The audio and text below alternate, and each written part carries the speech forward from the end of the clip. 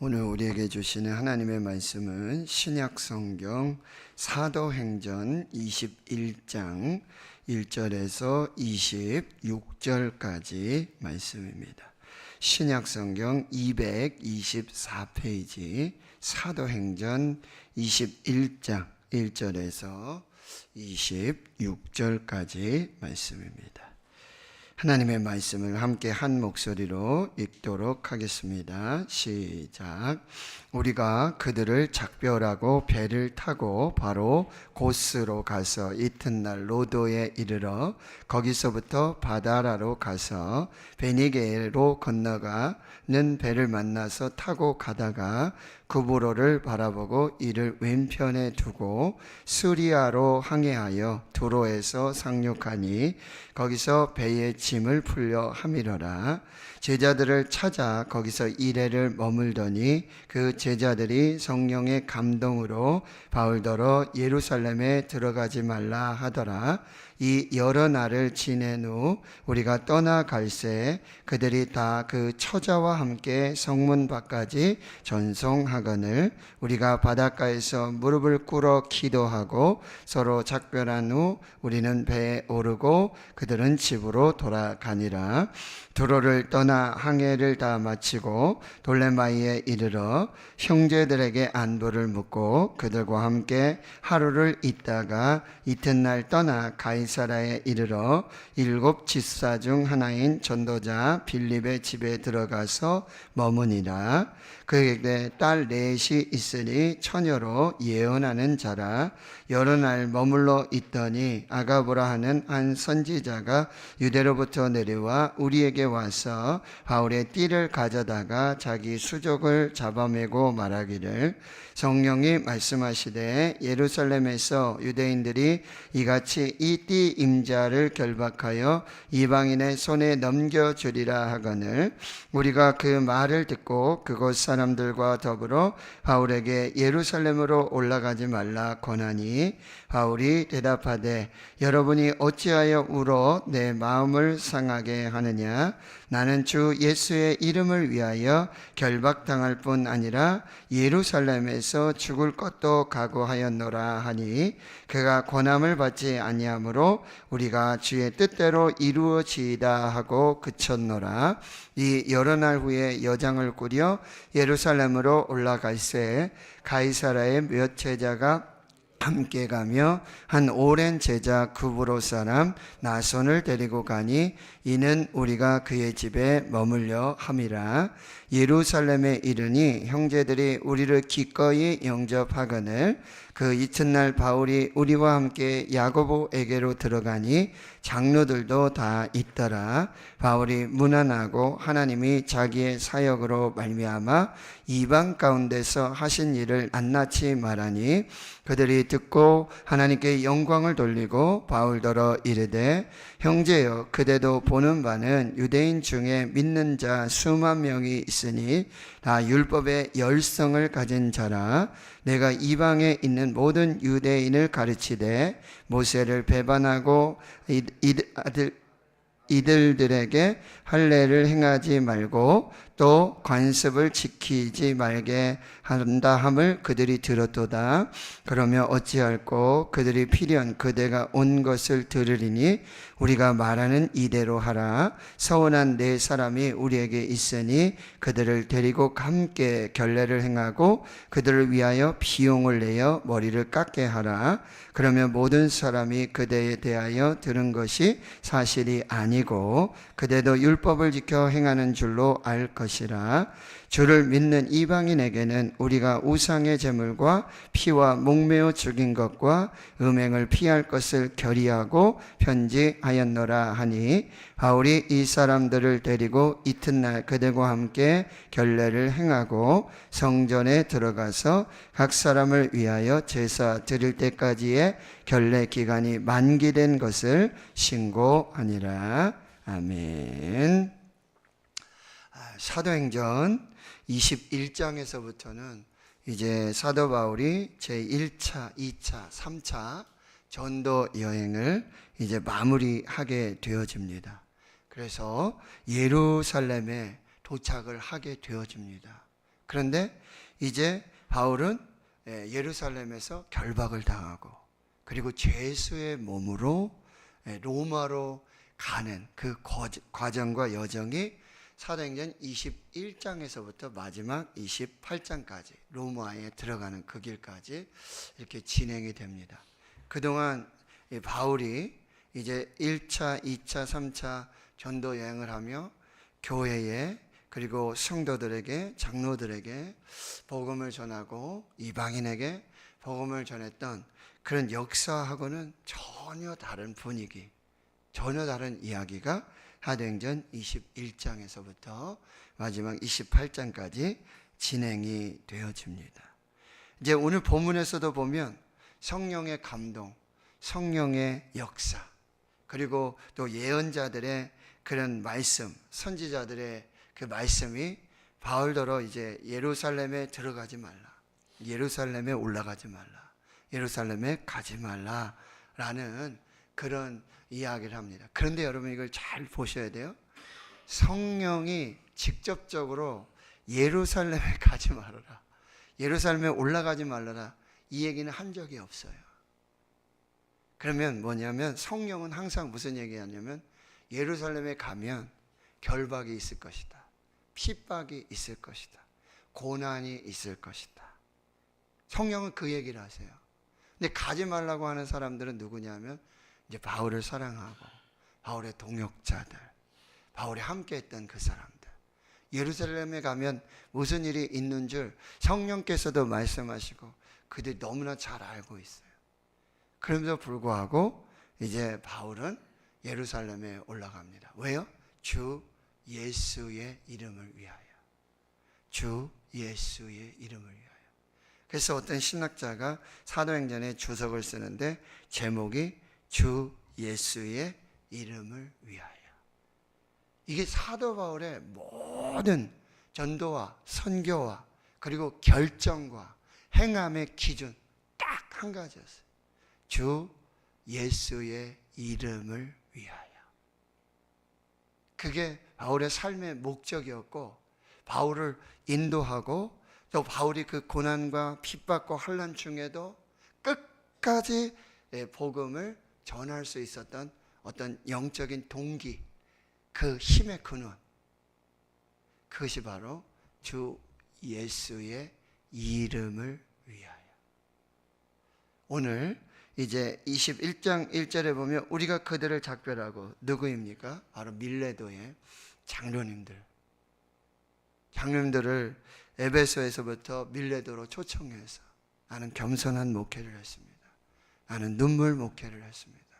나는 인내의 목회를 했습니다. 이제 예루살렘으로 가겠습니다. 그리고 이제 에베소 교회와 성도들을 주와 그리고 그 말씀에 위탁을 하고 성령님께 맡기고 이제 바울은 예루살렘으로 가게 되어지는 것이죠. 그들은 강가에서 무릎을 꿇고 그리고 함께 기도하고 서로 축복하고 그리고 위로하면서 이제 바울의 예루살렘의 여정을 그렇게 축복해 주었습니다. 그래서 그들을 작별하고는 배를 타고 바로 고스로 가고 이튿날 로도에 이르러 거기서부터 바다라로 가서 베니게로 건너가는 배를 만나 타고 가다가 구브로, 이것은 바울이 이제 바나바와 함께 처음으로 전도 선교여행을 갔던 이 사이프러스 섬입니다. 그 섬을 왼쪽에 두고 이제 수리아로 향해 합니다.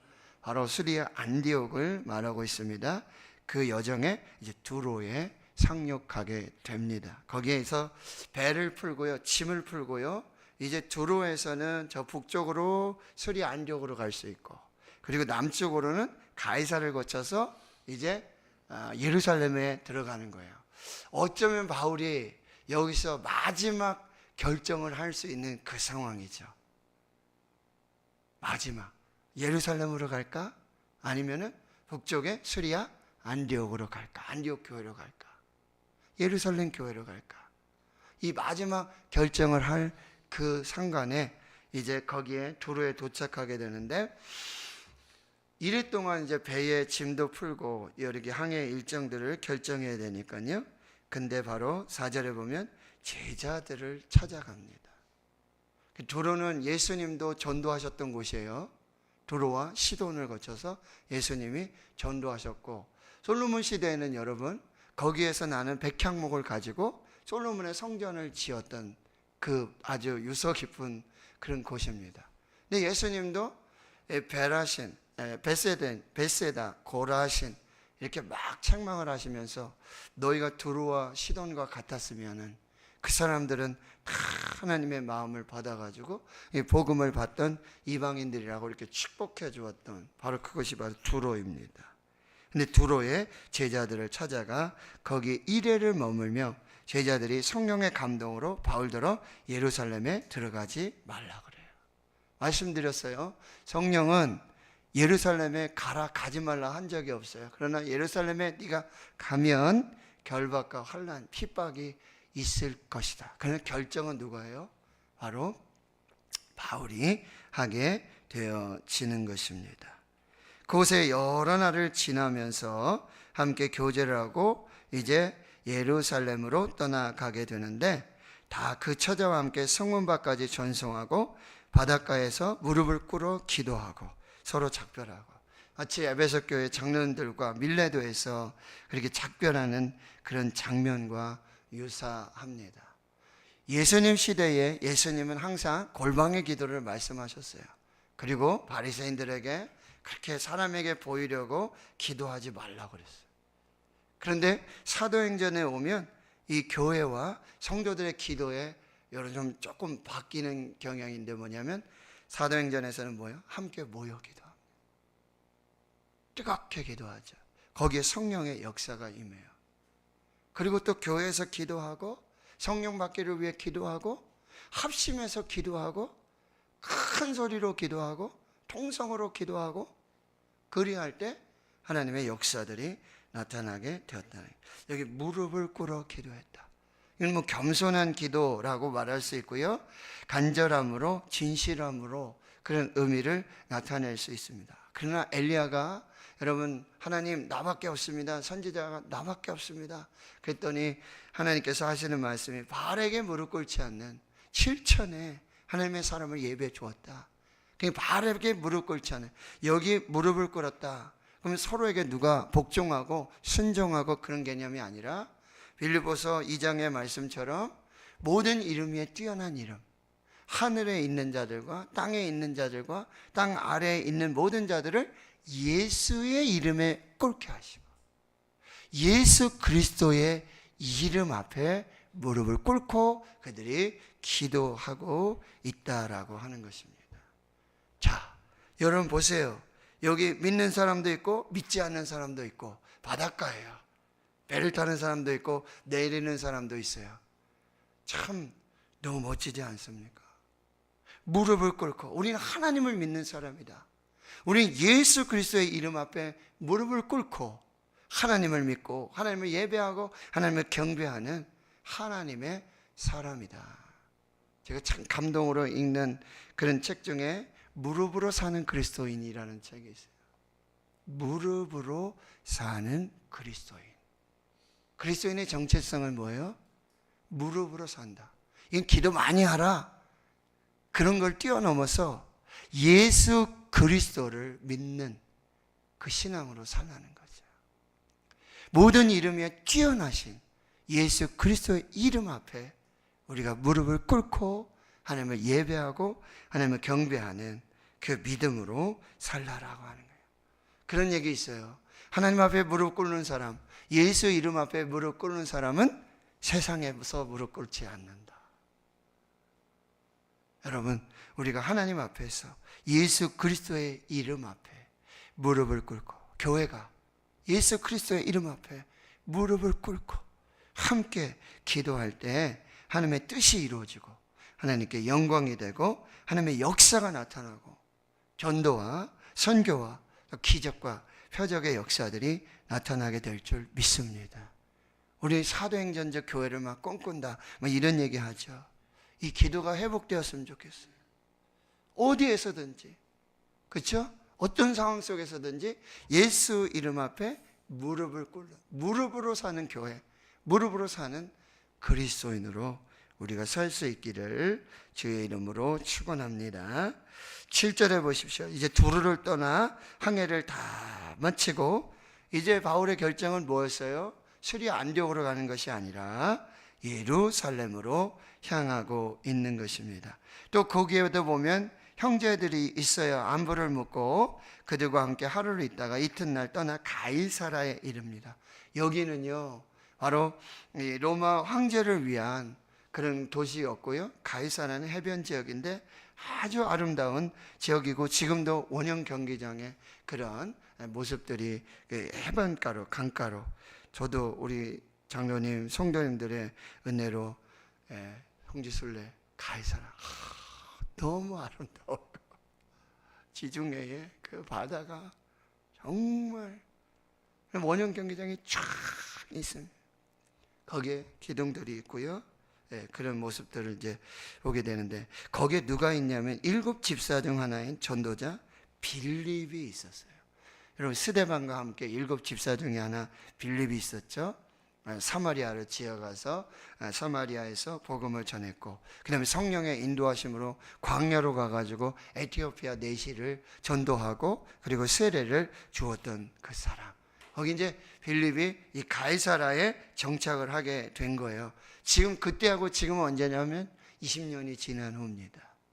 거기에 가이사라에 전도자 빌립에 있었는데 딸이 넷이 있습니다. 처녀로 예언하는 사람이라고 소개하고 있습니다. 어떤 목사님이 성도님의 가정에 이제 출산을 했다고 그렇게 이제 갔는데 그 가정이 그렇게 아들을 원하는데 요번에 넷째 딸을 낳았다는 거예요.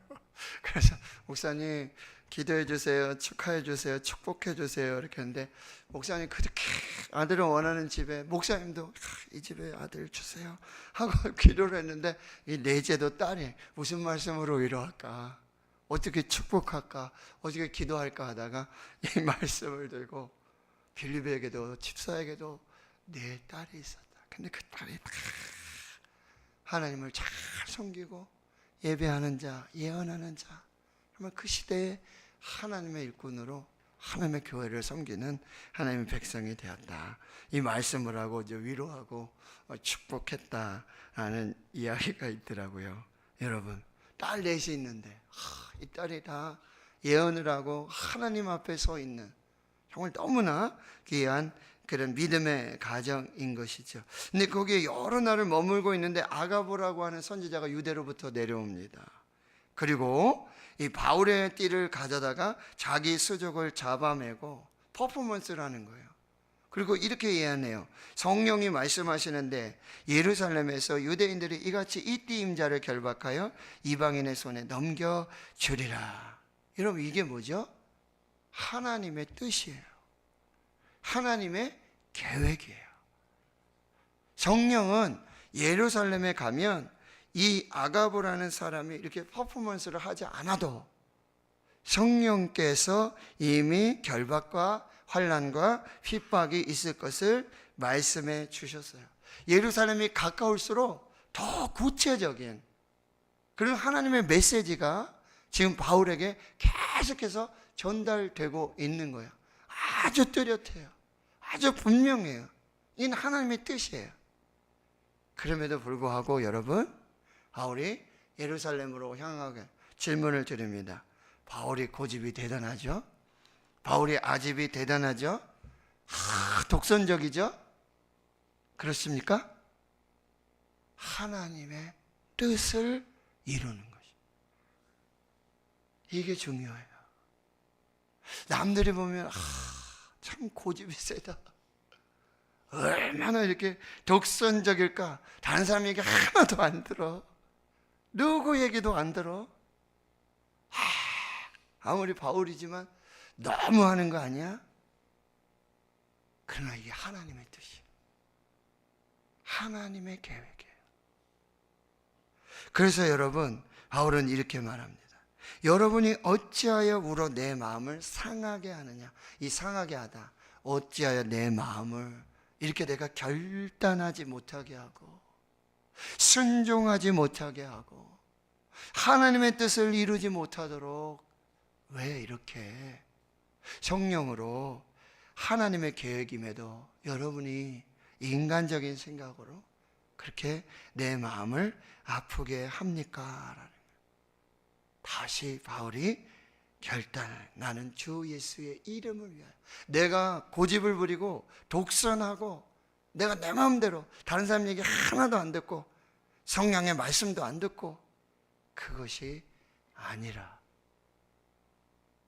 주 예수의 이름을 위하여,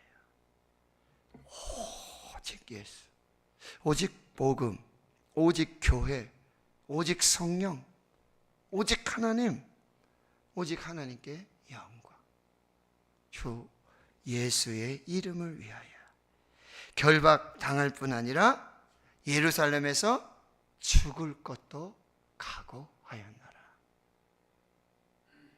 그랬더니 14절, 그가 고난을 받지 아니하므로, 여러분 고난을 받지 아니하므로 주의 뜻이 이루어지이다. 이것이 여러분 중보자들이 하나님 앞에 기도하는 여러분, 우리의 최종의 목적, 하나님의 최종의 결론, 우리가 정말 기도 응답으로 받고자 원하는 것이 여러분 이것이 되어야 돼요. 주님의 뜻이 이루어지게 하옵소서. 주님 뜻대로 되게 하여 주시옵소서. 이게 여러분과 저의 교회의 기도에 그렇게 무릎을 꿇고 그렇게 간절히 하나님께 기도하고 간절하게 합심하여 기도하고 하나님의 은혜 가운데 기도하는 최종적인 목적 단 한 가지예요. 주님의 뜻이 이루어지게 하옵소서. 내 뜻이 아니라 내가 그렇게 막 주장하고 뭐 그렇게 준비하고 뭐 계획한 그게 이루어지지 않고 하나님의 뜻이 이루어지게 하옵소서. 이게 주님이 가르쳐 주신 기도예요. 하늘에 계신 우리 아버지, 아버지의 이름이 거룩히 여김 받으시고 하나님의 뜻이 하늘에서 이루어진 것 같이 땅에서 이루어지다. 예수님의 마지막 기도, 겟세마네 동산의 기도, 내 뜻대로 하지 마시고 아버지의 뜻대로 하옵소서. 자, 우리 인생의 모든 사역의 모든 계획의 최종적인 목적, 주 예수의 이름을 위하여 우리 모든 기도에 가장 응답, 주님의 뜻이 이루어지게 하옵소서. 이것을 오늘 우리가 기도하고요. 그래서 예루살렘으로 가는 것입니다. 우리 가고 싶어 가는 곳이 아니에요. 고집 부리고 독선하고 끝까지 포기하지 않고 예루살렘 가면 뭐 좋은 거 있어서, 거기 가면 뭐 명예가 있어서 그래서 가는 길이 아니에요. 예수님의 십자가 길이 그 길이에요. 겟세마네 동산의 그 길이에요.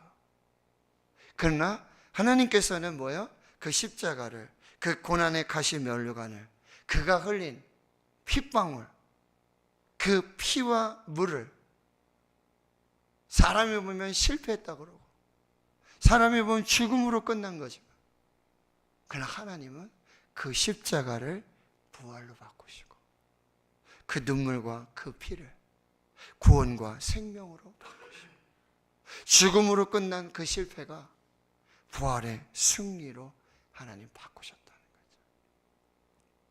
자, 우리 주 예수의 이름을 위하여 주님의 뜻이 이루어지게 하옵소서. 오늘 우리의 모든 예배와 우리 모든 성김과 사역과 그리고 기도, 이것을 꼭 붙들고 하나님 앞에서 영광이 되고 하나님의 뜻을 이루고 교회가, 주의 성도들이 세워지는 거룩한 역사가 있기를 주의 이름으로 축원합니다. 하나님 감사합니다. 오늘 거룩하고 복된 주의 날 첫 시간 새벽을 깨워서 하나님께 예배하며 또 주의 말씀 앞에 서게 하시니 감사합니다. 오늘 또 주 예수의 이름을 위하여 하나님의 뜻을 이루기 위하여 예배하고 기도하고 섬기고 봉사하고 충성하고 사랑하며 전도하고 선교하고 하나님의 뜻을 이루고 하나님의 영광을 살게 하여 주시옵소서. 이제는 우리 구주 예수 그리스도의 은혜와 하나님 아버지의 무한하신 사랑하심과 성령의 내주교통 충만하심이 이제로부터 영원토록 함께 하셨기를 간절히 축원하옵나이다. 아멘.